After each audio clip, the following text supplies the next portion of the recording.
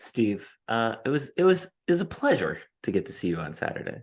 It was wonderful. It was one of the highlights of Great. the day. It was great. It was great. Your tailgate is always is fun. My voice is a little hoarse today, but we're all right. You How's your sound good. voice? You sound like you survived, and it wasn't that bad. My voice is fine. There was no yelling at the TV. Broadcast was wonderful, so I didn't have to yell at the TV. Okay, we'll get into that in a little bit. Um, Meanwhile, this is the Stuff Summer Says podcast Steve, with Steve. Yeah, we've got a lot to catch up on. Steve and I hung out this weekend at his tailgate. But that's not really the main reason why you're here.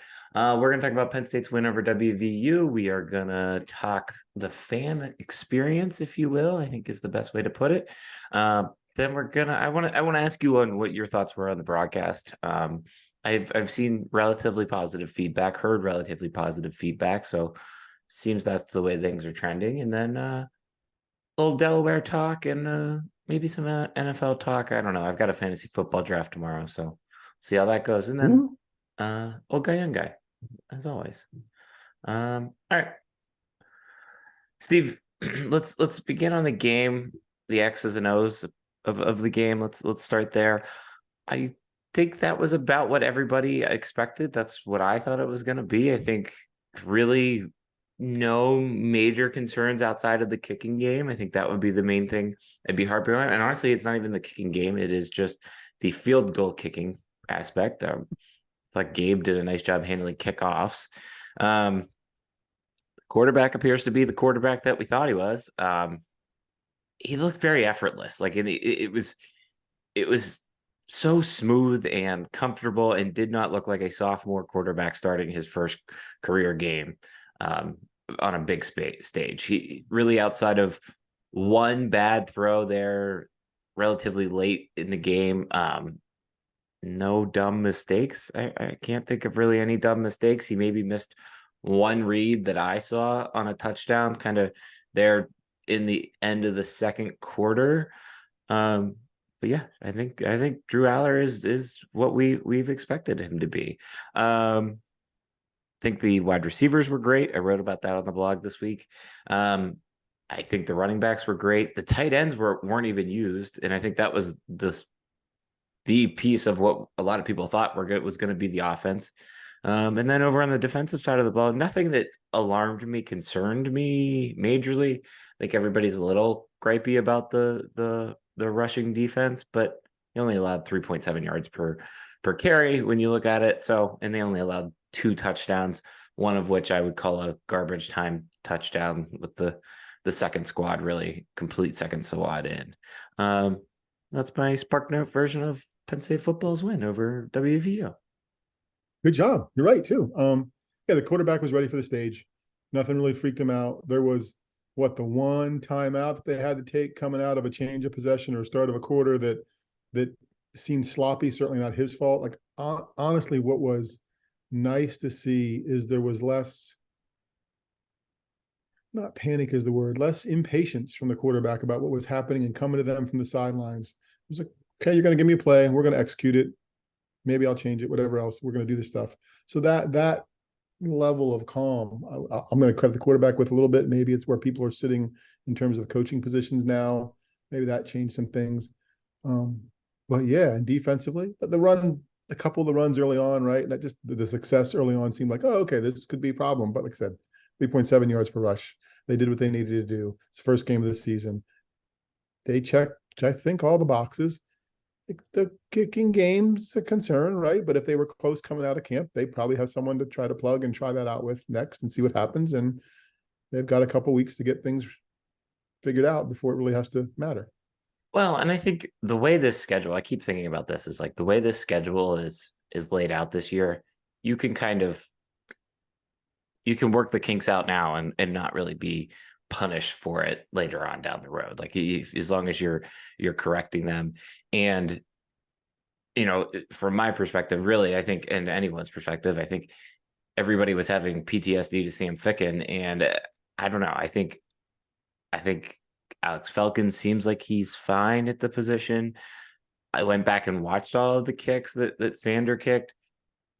Yes, he missed them, and obviously horseshoes and hand grenades or whatever, but they weren't major misses. It wasn't like he shanked them. He just missed them. So it seems like if Alex Felkins doesn't work out, it is potentially correctable for Sander. Although it is frustrating because this is now season 3 of him, and we haven't really seen what we were supposed to get out of him. So that is what it is. I think for me, the biggest takeaway in terms of players, at least on the defensive side of the ball, was DDS was very noticeable. Probably the most noticeable defender. I don't think Chop had a major game, although that's probably not a good team for him to have a big game against. Abdul, outside of that one play, was relatively quiet. But when you've got other guys that can fill in, and at this point we were just nitpicking, I think relatively speaking, I think everything is fine, calm. Good chance this weekend to kind of correct everything or adjust everything. And it seems like kind of in the conversations that have been posted from the media and stuff like that, it seems like the voice is the defense wasn't happy with their performance, and they'll get it figured out. But again, going back on the offensive side of the ball, the biggest question mark was wide receiver, and that is no longer a question mark to me. There are now two not top tier, but two good wide receivers, solid choices in Amari and Harrison Wallace and Keandre Lambert-Smith. Amari Evans was hurt, and then Liam Clifford actually was noticeable and showed up. Malik Klein showed up, and he was the more impressive of the two transfers at that position. I was not impressed by Dante Cephas. We'll see. So yeah, other than that, a relatively good experience for the football team. Yeah, I think you got to come out of it feeling deep everywhere, right? Running backs are deep. They just didn't have to do much. Receivers are deeper than you thought. Tight ends, everybody thinks the strength, didn't have to do anything. So they could do something somewhere along the line. Defense did what it was supposed to do, chalk up a W and move on. And that's what they've done. What did you make of the end of the game? Did you have a gripe with it? Because No, not really. No, I mean, I think they have to. I mean, I think their job as a defense is to stop them. It wasn't some egregious play where they did a fake thing to try to it was the quarterback dropped back and ran forward. The 2 or 3 guys had a shot at him, didn't tackle him. Dude, you got to make some plays. And they've got to keep scoring because 38-15 does look better than 31-15 somewhere along the line. So I think it's on brand for what Penn State is doing under James Franklin. Not that I don't think anybody.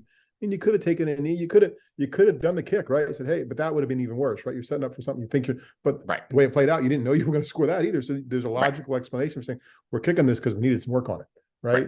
And there's no guarantee that we were going to make it. So I could have seen some logic behind that, but the play wasn't egregious. The play wasn't bad, and the clock's still running. Somebody has to tackle a quarterback.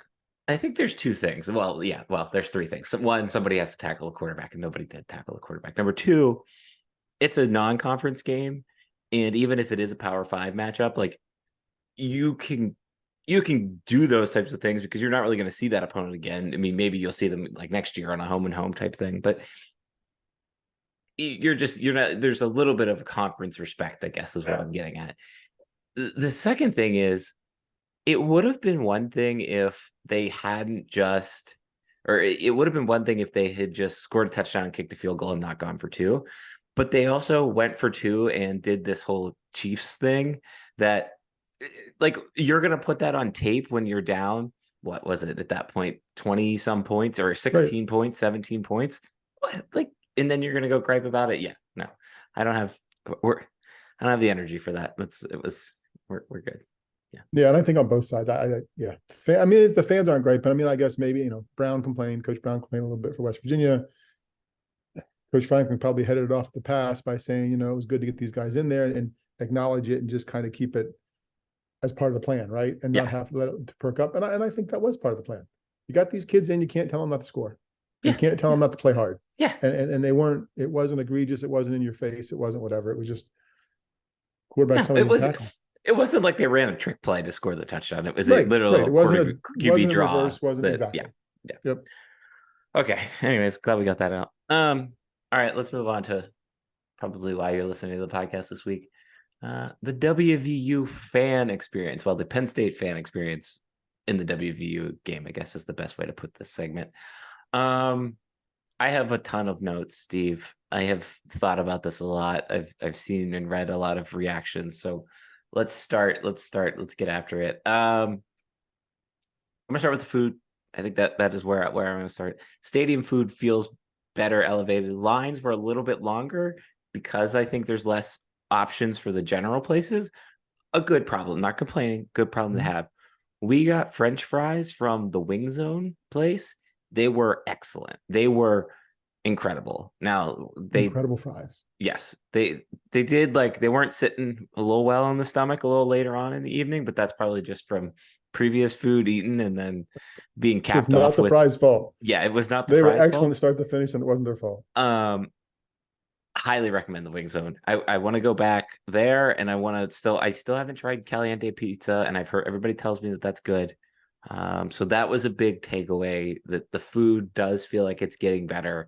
I do like there was a little bit more regional options. It was noticeable when you walk by a stand. Like, I didn't get food there, but I got drinks from a stand that was a barbecue stand that I hadn't recognized. It was like from one of the farm to table or New Holland farm to table or farm to stadium meal things. So that was good. That was good.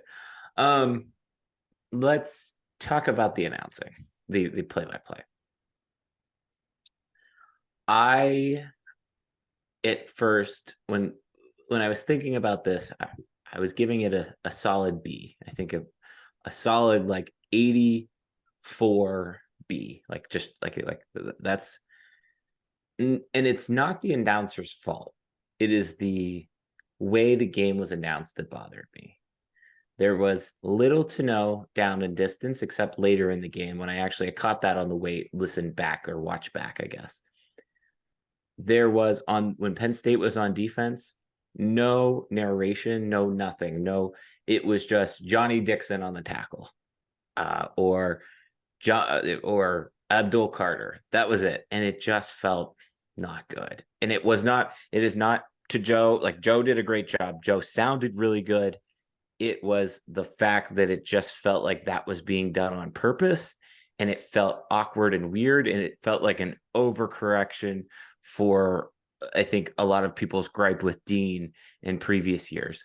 If I'm a fan at a football game, somebody that cares about what's happening on the field, which is probably 70% of the stadium, I was waiting to hear what that number was going to be. Okay, go ahead.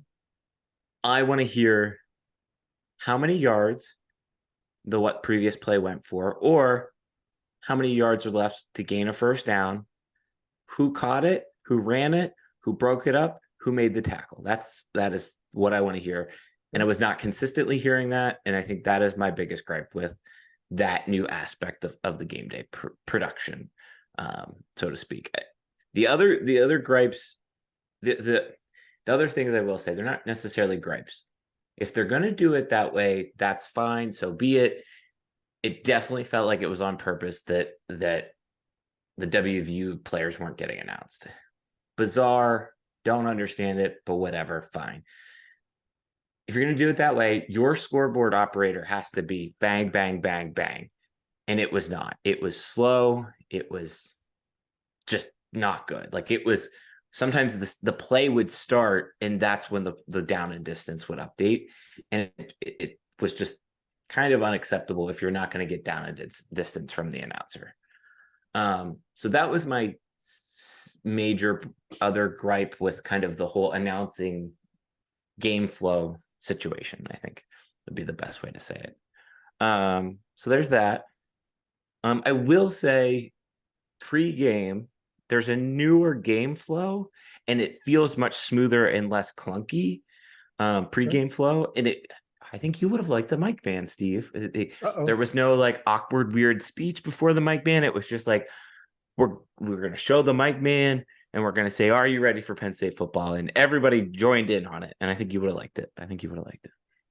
Well, I got to say, maybe I would have, but I'm already on to loyal listener and longtime friend of Darian and Steve, semi-friend acquaintance Matty Pryor's idea for let's get a guest doing that.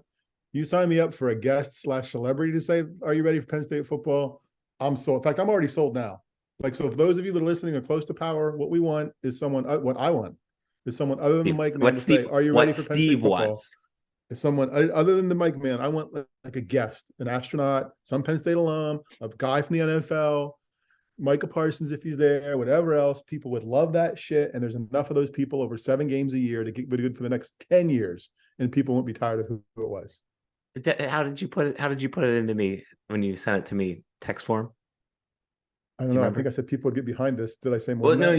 you said it would be like the Chicago Cubs take me out to the ball game. It would be like the Chicago Cubs taking out the ball game. It'd be like the Seattle 12th Seahawks man. 11th man, 12th man flag.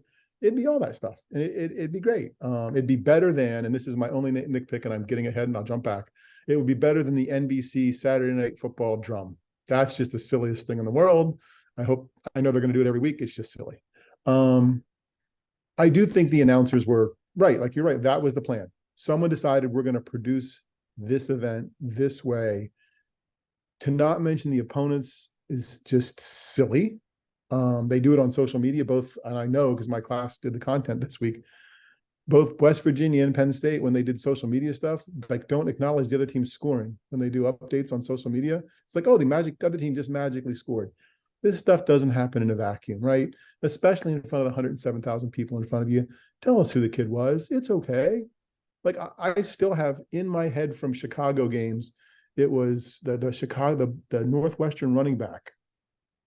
And I thought his name was the ball carrier because he carried the ball so many times, right? Like, and it was just, I don't know. And they acknowledged the Penn State people years ago when they did that. I mean, 9 years ago, 5 years ago.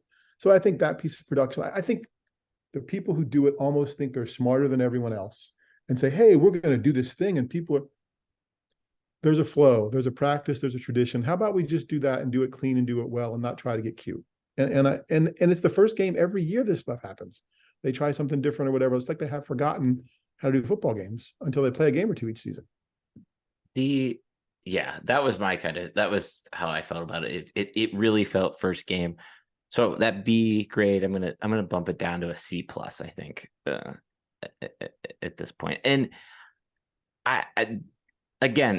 I think Joe did a great job, especially because he had to fill in for Rodney. If you listen to our episode a few weeks back, we interviewed both Joe and Rodney. Joe Putnam was supposed to do in-between type things, and Rodney was supposed to do the game narration. But Rodney actually got COVID this week. He'll be back, it sounds like, for Delaware. Glad he's happy and healthy. But again, it didn't feel right. And it's like, why reinvent the wheel when the wheel does not need to be touched? Like, if you go listen to, like, I went and listened to like a couple other games, every other stadium in the country does it this way. Like, it's not cute or unique. It's a bad part of the fan experience for people that, like you and me, that care about what happens on the field. We want to know.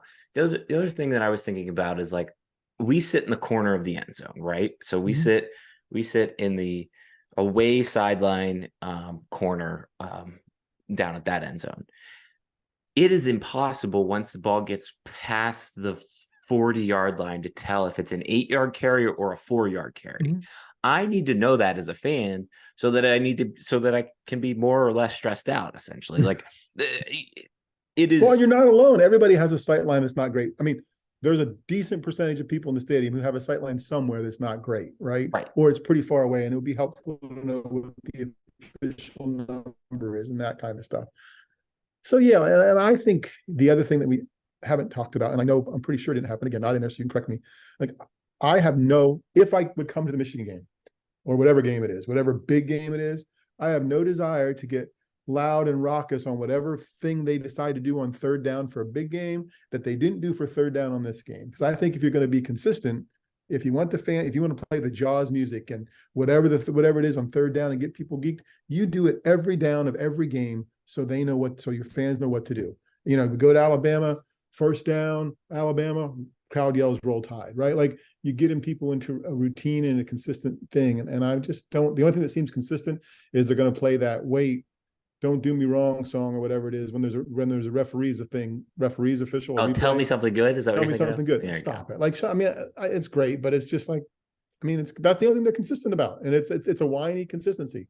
You're screwing me over. Tell me something good. That's the one thing that's consistent about Penn State's game presentation is that. let's stick there with the music. I wanted a little more blue band. Didn't hear a ton of the blue band this weekend. But that's also just because I'm a little blue band biased. I love the blue band.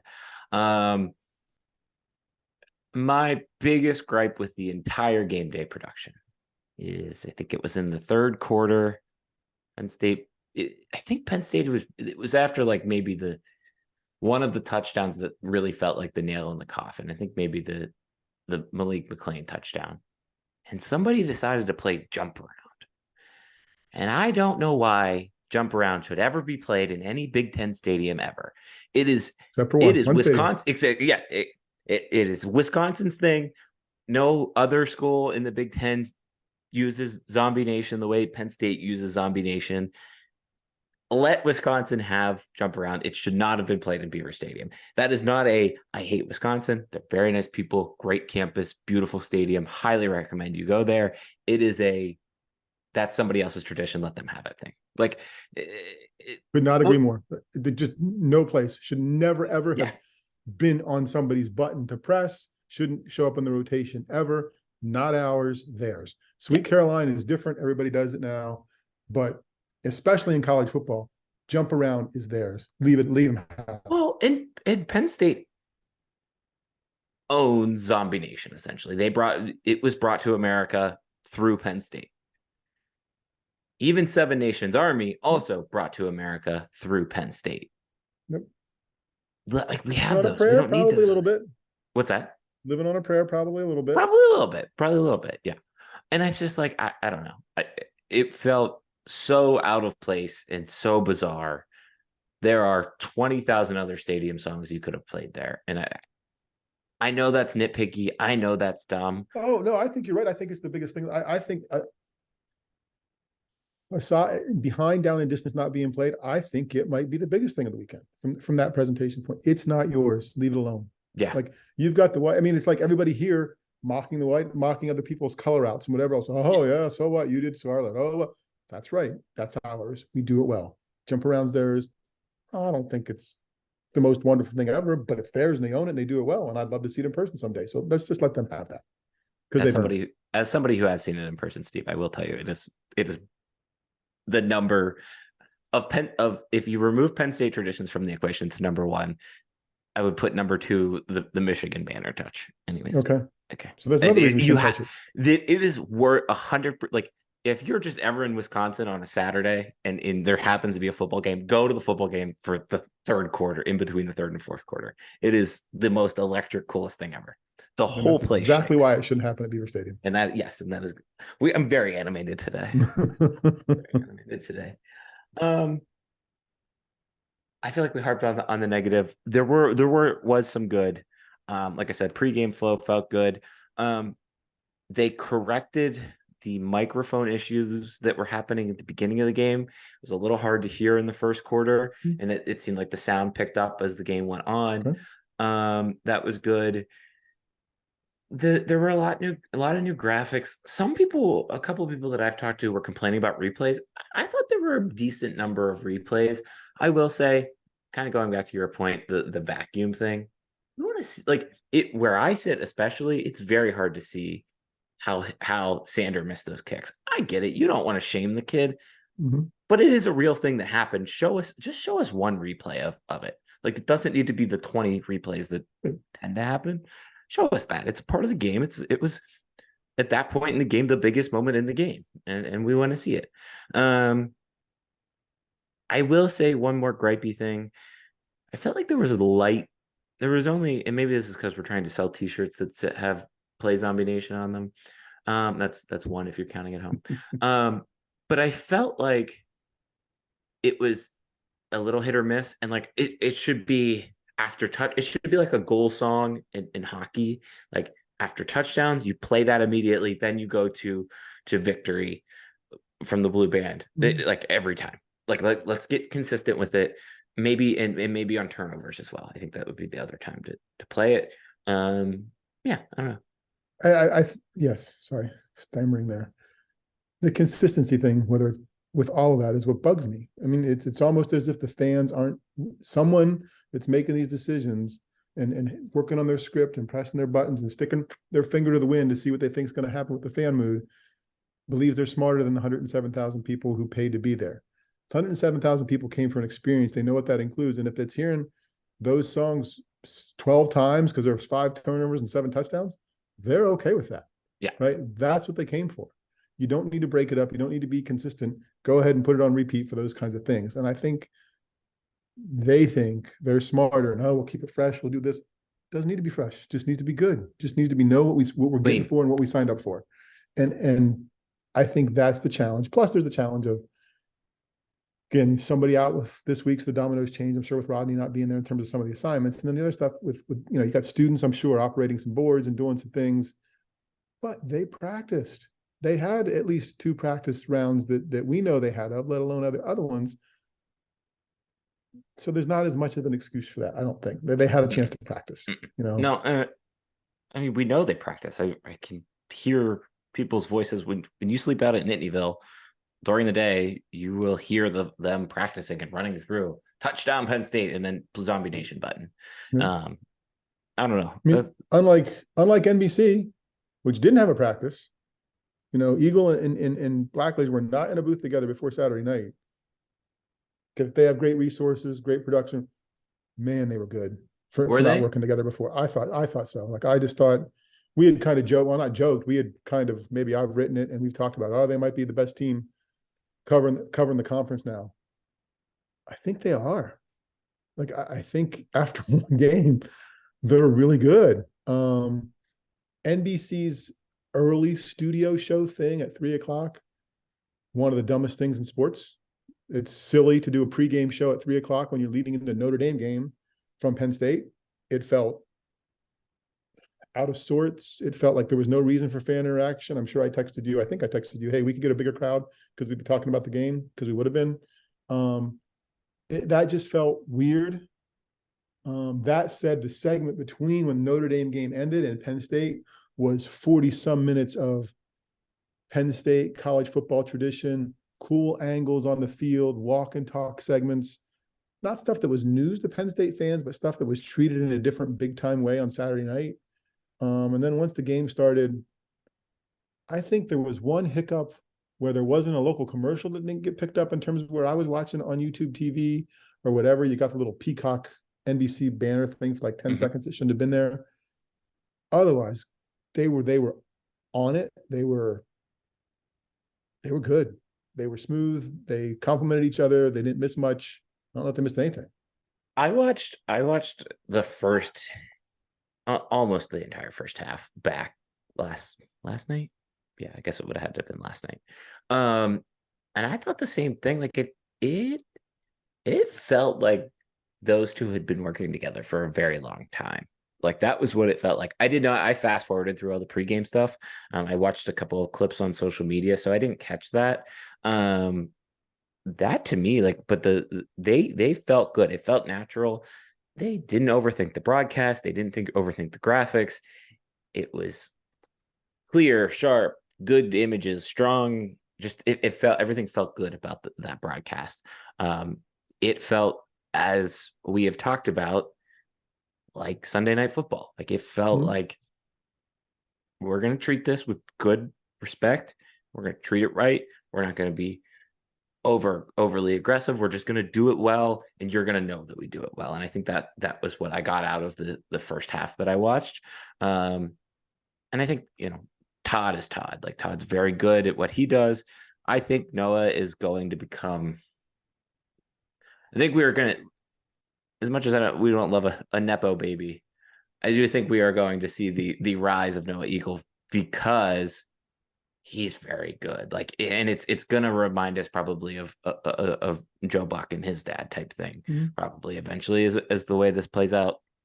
So yeah, I think the Big Ten is in good hands. Notre Dame is relatively in that equation too. So yeah, I think the best game Notre Dame's going to have of a broadcast crew is when those two do Notre Dame, Ohio State. Yeah. Like, it's just a different level from Collinsworth and whoever else is doing the games for them on a regular basis. Yeah, no, I think that's fair. So that's good. How was well, let's back up. What was this drum you're complaining about? So before kickoff, like 10 minutes before kickoff, there's a drum that says Big Ten Saturday Night, and they had Micah Parsons go bang the drum. So it feels like it's one of those things they're going to do every Saturday night as part of Big Ten Saturday Night is bang the Big Ten Saturday Night drum as if it's some sort of college football tradition. Just felt forced. It feels like it's going to be a Big Ten Saturday Night tradition to get somebody of consequence from the host school banging the drum. I don't know. Like if that's not their tradition, they did a good job explaining. I mean, again, for Penn State fans, they know here's the drum major is going to come out here and he's going to do a flip. And the tradition says if he does this, and they had a nice sky cam view with it. That's great. I don't know what Maryland's tradition is this week, besides losing. So hopefully they'll have somebody come out and talk about that tradition. You don't know what Maryland's tradition is? It's the world's largest Maryland flag. That is, how could you forget that, Steve? Well, there you go. Then they can find someone grabbing the corner of the thing and doing whatever else. The drum just felt forced. That was okay. Realistically the only thing. The pregame thing was weird, like because we tuned in at 3:00. Say, okay, what is this thing they're going to do? And it was a Notre Dame pregame show from outside the Bryce Jordan Center, site of the Penn State game. So that just felt weird. I will say it doesn't matter for the people watching at home, but for people in State College, we walked by that Peacock or NBC activation. It looked like a cool time. Like there was a lot of like little stuff. We didn't actually like go explore it, but they had a nice little setup there. It wasn't just this. Yeah, and I think that's the value of it. The value of doing it on site isn't the content for the people at home in that situation. It's that, NBC is college football and they're here at my place. Like it's more for the people who are walking by, honestly, in some ways. Right. Yeah. Okay, that's good. Yeah, I did. So no other major gripes or anything like that. You think they're better than Gus and Joel? Yeah, I trust them more. It's even after one game, it feels less like they're shilling and I can't hear them. If you listen to Fox's broadcasts and ESPN and NBC now, whoever does the audio on that, the crowd is always really loud on Fox's stuff because they want you to feel like you're there. And I don't know what they want to feel. It's just harder to hear whoever it is, whether it's those two or whether it's Spencer Tillman and Brando. Like it's just harder to hear them over the din of the crowd. And that's a conscious decision. How about we hear the announcers? If I want to hear the crowd, I'd be at the game. Like, help me know what's going on. But I trust them. No Eagles isn't going to give somebody a nickname in the middle of the game because they did something good. Now, Gus Johnson's making chicken salad thing reference this week. Don't get me wrong. That was a nice little piece of mic work. What? Colorado game. Wait. You like the chicken salad comment?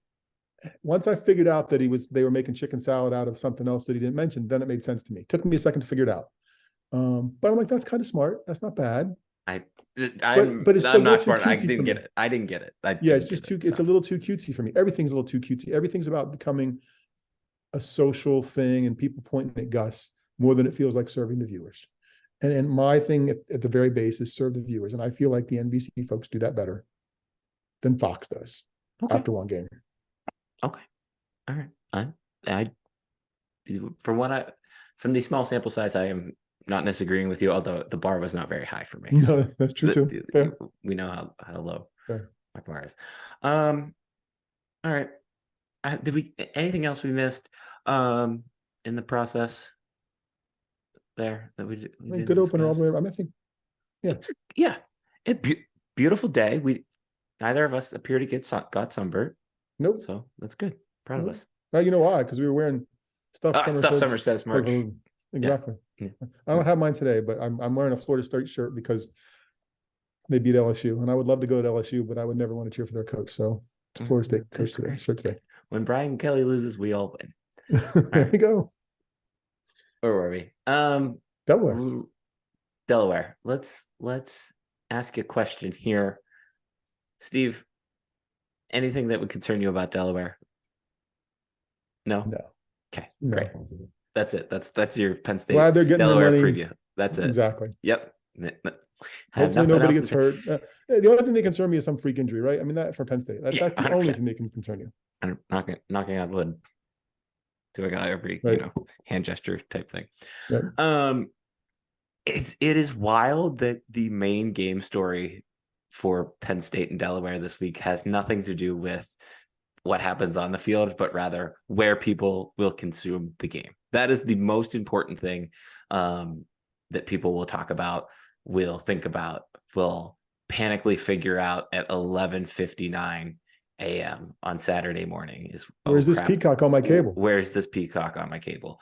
I think that will probably be what I write about this week. But that being said, I can't, I don't know. I think, oh, did the game notes come out yet? Because we do have an important aspect to look at in the game notes. There's a factoid in the game notes. You know exactly which one I'm talking about. Penn State has appeared on national TV Oh, X number of times and then X number in a row. I wonder what it says this week. Let me see if they're out. I didn't look at it. I mean, let's you see. can't say that. Well, I guess it Well, okay. So is can available they say it? nationally. It is available nationally. That is what it is. I don't know if the game notes I are mean, out Michigan because said they had the okay. biggest crowd in the country last week, right? That was the No, big thing that's not that true. was. That's not true. I did have to explain to Steve what emojis are. Well, I missed the little itty bitty line on the bottom that it was the largest crowd in the whatever. I thought people were up in arms about the 300 in a row, as opposed to No. the little line at the bottom, which was indeed not necessary because Penn State was the bigger Okay. crowd. Here's what it says. So we will now have to look at this game note next week. Penn State has had 348 of its 350 games televised, including 244 consecutive games. Do you consider this game to be televised, Steve? Yeah, it's televised. Okay. So I'm very curious about this little note. So we'll keep an eye on that if and how that changes. So that's really the main story. Steve, do you have Peacock? I do not, but one of Sam's friends was here and gave us access to it a few months ago. So if it's still available, we'll watch it. And honestly, I'm okay listening to Steve and Jack. I got to listen to them 1 or 2 games a year just for the media stuff I write. So Okay. if this is one of those games, that's fine too. I think we may. I'm not inclined to pay for it, although there's lots of deals out there. The one I saw today was $34 for the year. I've seen $1.99 a month somewhere else. Apparently, What if you have is Verizon, you get it for free already. I think so. What is interesting is do you have Xfinity internet where you are? Yes. Yep. Okay. Because I feel like some places in State College do, but like in Altoona, Xfinity isn't a thing. It's No. what artists formerly known as Atlantic Broadband. Right. And Right. like it feels like a lot of places especially in the western half of PA, maybe like in like between Pittsburgh and Altoona, don't have Xfinity, and that's a base part of having Xfinity. Although you have to pay like $1 now for it a month. So I'm very, I think there's going to be some horror stories. Is all I'm going to say. And I'm particularly thinking about our dear friends Bill and Linda, age 74 and 72 in York, PA. Yep. Yeah, I think I'm waiting to see if my parents call. I don't know if light's going on for my father yet. So I probably should bring that up. But Prep. I mean, I think he'll be okay listening. I don't know. I mean, it's the new world, it's going to be how people get games. Somebody asked me, and it's not guaranteed this is their only game there this year, right? You're not limited to one. I mean, I think probably as good as they're going to be. Well, but you're not guaranteed. I mean, and the NBC games are all there, right? Like last week's game was there as well, right? Because it was on NBC and Peacock. Sure. So if they're on NBC, they're on Peacock. So I don't know if they're guaranteed another Peacock exclusive. I know they're not guaranteed another Peacock exclusive. I don't know that they're precluded from another Peacock exclusive before his season's over. So, okay. But I don't know who that would be either. Well, I think after this, they're all big enough, it doesn't matter. The answer is pretty obvious, though. Well, UMass. Yes. Yeah. Like that could be, and like that's the one game you can really get away with it because it is homecoming, and a lot of people do actually, like, regardless of the opponent, will come to homecoming because it is homecoming. Like that will probably still be 105-ish. I'm very interested to see the attendance this weekend. I gut feeling feels like it's gonna be a fudged number of 100 and something, and it's probably going to be 95,000. I know we have a tailgate group of 10 to 15 people, let's call it, and myself included. We're just not going, and it is what it is. I think a lot of people just aren't that excited. I'll tell you who is excited. The person that designed our Stuff Summer Says merch, who has a degree from Delaware. That's Eric Layton. That's our third reference of merch on the show. Merch. So. Good. See, we should have gotten a counter. Okay. Since we know. Real quickly, let's just like briefly touch on the NFL. Steve, are you excited for NFL season, or are you all in on college football this year? No, I'm ready for the NFL. Okay. I'm ready. I I'm think ready it's for early. the The Steelers might be half decentish. yeah. I'm ready for Thursday night to see if the Lions are actually real. God bless them, going to have to go to Kansas City open the season. Yeah, I'm ready Okay. to know what I'm going to do on my Sundays now. How about you? Yeah, that's it. That is pretty much 100% exactly how I feel. Just like the Steelers are going to be all right this year. I think it's good drama. It's good something to do and watch and tune into, and gives you something to go. Yep. Okay, let's wrap up the show with this week's old guy, young guy. You get to set it up, Steve. So I'm watching TV, and we used to joke about watching like Jeopardy and stuff like that, that we were too young for Jeopardy because all the commercials were for aging products and pills and whatever else. So I don't know what I was watching the other day, and they are now promoting the wonderful attributes of these shoes that have a shoehorn built in the back of them, and you can just slip these sneakers on. Turns out they're like a Skechers thing, Skechers slip-ons, whatever else. I'm sorry, I'm not old enough for those shoes. And I think people, I want my soon to be, well, my someday 3-year-old granddaughter to know how to tie her shoes. And I'd like to know that I could be able to tie my shoes till I'm 83 if I last that long, right? So I don't know what the age is for I don't know what the old guy, young guy break off is for slip-in shoes, but I know I'm not there yet, and I'm sure you're not there yet, I think. Well, okay, a couple things. Number one, I'm not there yet. However, I do struggle with tying my shoes. My shoes are relatively always tied, but I just kind of like slide my feet in. Sometimes I do have to retie them, but they are tied. I don't buy Velcro shoes or anything like that anymore. Back in like second grade, it took me until about fourth grade. The problem was I'm left-handed, and nobody in my family is left-handed. So all of the people that taught me how to tie shoes taught me from the right-handed way, and my brain just didn't work that way. Anyways, however, I do want to let you know, this is not an ad, but I do want to let you know there's a popular millennial brand of shoes out there this is like their whole appeal is these snap-on type shoes. And I don't know. I think it's going to become more of a trend because I think it's a technology thing. I think that's how it's going to be spun to us. It's a technology and ease thing. No, I think I have at least one son-in-law who has the slip-on. That's the new cool, and they're super comfortable and they're whatever else. I guess I don't know if that's the case, then where do slippers end and shoes begin? That's a good question. Like, are moccasins, are they shoes or are they slippers? Well, see, This I is think like they're slippers. But that's interesting. That's a good guy. because they have, but you don't really need to tie them, but they have laces on them. We have just discovered the new hot dog. Was it? Is a hot dog a sandwich or a taco or whatever the exactly. So if you're still listening to this point, Stuff Summers, what's the general email? our email. You can let us know whether slide in shoes or slippers or shoes or sock. What are we, slippers or shoes? We're not talking debating. Podcast@stuffsummersays.com. There we go. Is it a All slipper? right. When is a slipper a shoe and when is a shoe a slipper? This is what we debate on this podcast. That's why you tune in. Cinderella is not involved either, so we don't have to worry about glass slippers.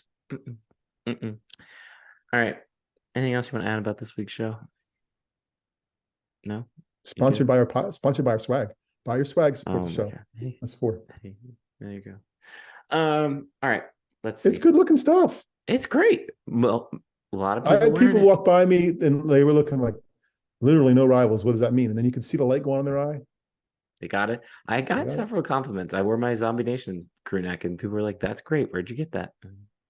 You handed them a card. They have little business cards. We have business cards now. Okay. Let's see. Email. Oh, wait. YouTube, subscribe.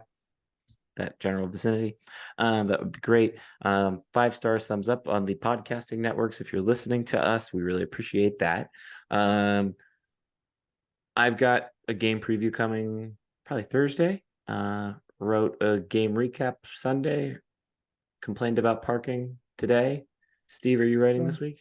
I'm working on some Coach Franklin and Coach Sanders comparison theme that I'm going to work through and try to get to you tomorrow. So yes.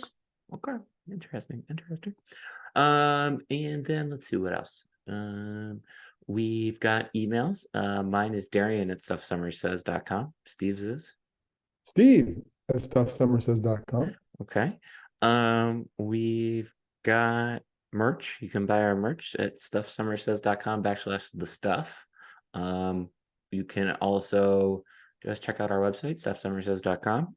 We've got a newsletter coming next week. So if you could sign up for that, that would be great. Other than that, I've got a Twitter handle. It's at stuffsummersays. Steve's got one. It's At Steve Samsel. other than that, we'll talk to you next week. See ya. Bye.